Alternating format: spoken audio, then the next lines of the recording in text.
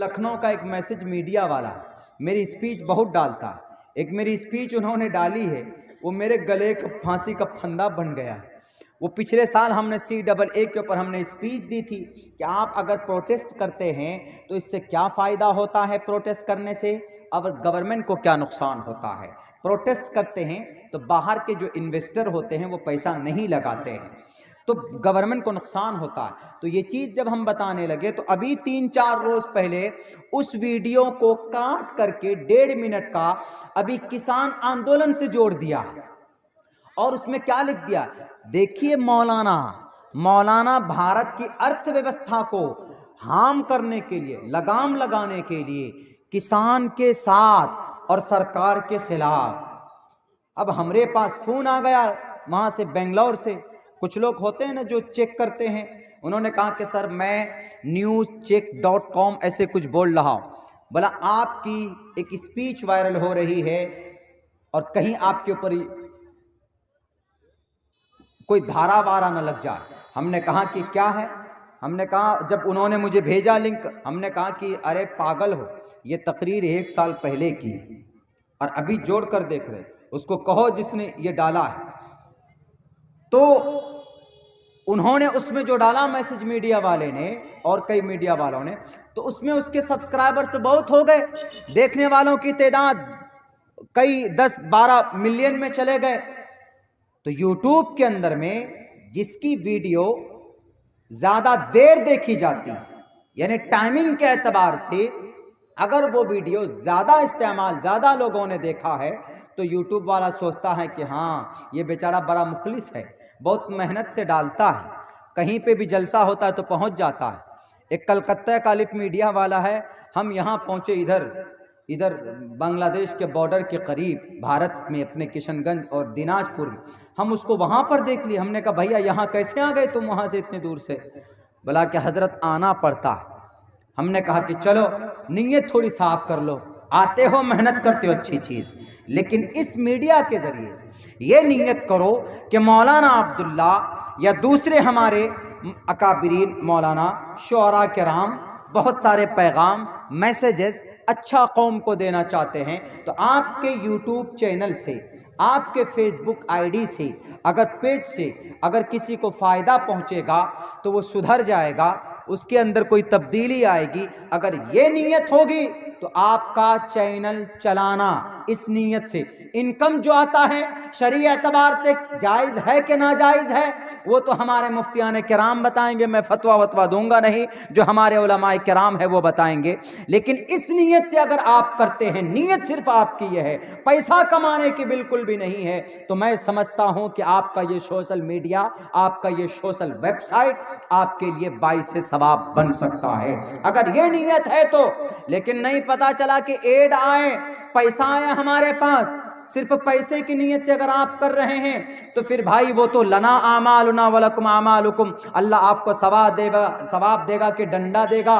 वो आपका मामला और अल्लाह का मामला। लेकिन मैं इतना ज़रूर कहूँगा कि जब तक जिस कौम के अंदर तारीख बाकी है उस कौम की दूसरों तक पहुंचाने की हम बात करते हैं, आपके यूट्यूब माध्यम से पहुंचनी चाहिए, जिंदगी के अंदर तब्दीली आनी चाहिए, तो वह कौम जिंदा रहती है, नहीं तो वह कौम तबाह हो जाती। और एक बात बता दूं मेरे भाइयों,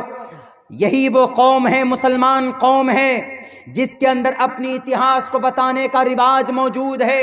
और हमारी इतिहास महफूज भी है। बहुत से लोग कोशिश करते हैं और कोशिश उन्होंने शुरू कर दी है अपने इतिहास को मिटाने की भारत की सरजमीन से। अभी कुछ लोगों ने प्रोपेगेंडा तैयार किया है, क्या कि आपका मदरसा रजिस्टर्ड है, आपका मकतब रजिस्टर्ड है, नहीं,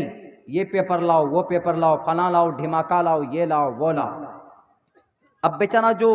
मकतब चलाना चाहता है, मदरसा चलाना चाहता है, अब उसको इतना सारा फॉर्मेलिटीज़ में उलझा देते हैं कि अब वो सोचता है कि क्या खामखा झंझट में पड़े, बंद करो इसको।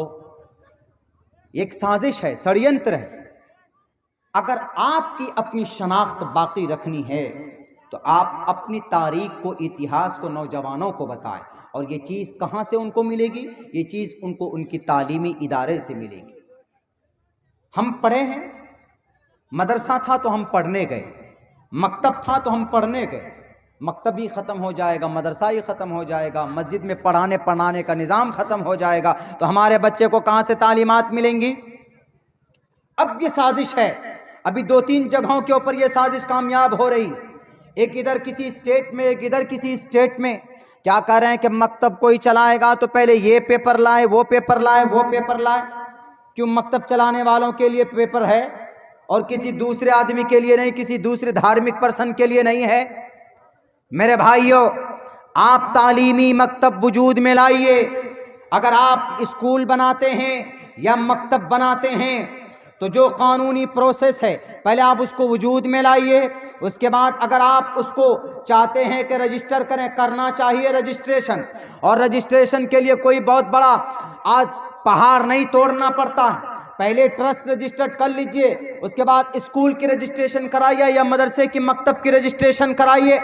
اگر مدرسہ ہوگا، مکتب ہوگا، اسکول ہوگا تو ہم اپنے نوجوانوں کو بتا پائیں گے کہ تمہاری زندگی واٹس ایپ فیس بک میں گروپ اور پیج اور آئی ڈی بنانے سے نہیں، بلکہ تمہیں اپنی تاریخ، تمہیں اپنی قرآن، تمہاری شریعت اگر تم کو معلوم ہے تو تم کامیاب ہو، نہیں تو جاہل بن کر رہو گے، مار دیے جاؤ گے، کچل دیے جاؤ گے، سماج کے اندر تم وہ عزت و مقام حاصل نہیں کر پاؤ گے، سماج کے اندر ترقی نہیں کر پاؤ گے۔ میرے بھائیوں، میرے نوجوانوں، بنائیے، آپ مدرسوں کو بنائیے، مسجد مکاتب کو وجود میں لائیے، تعلیمات کو عام کیجیے۔ اگر کوئی روکتا ہے آپ کو تو اس کو بھارت کا سمویدھان سنا دیجیے، آرٹیکل 30 پڑھ کر کے سنائیے، اس کو کہیے کہ right of minorities to establish and administer educational institutions, Bharat کے سمویدھان کا،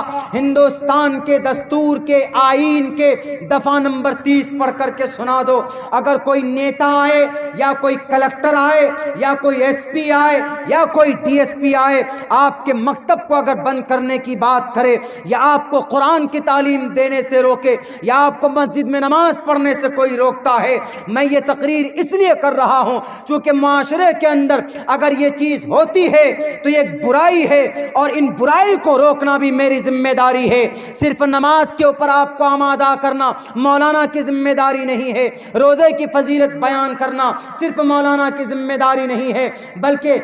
حالات سے واقف کرانا، قانونی اعتبار سے آپ کا کیا حقوق ہے وہ بتانا، عورتوں کے کیا حقوق ہے وہ بتانا، یہ بھی ایک عالم دین کی ذمہ داری ہے۔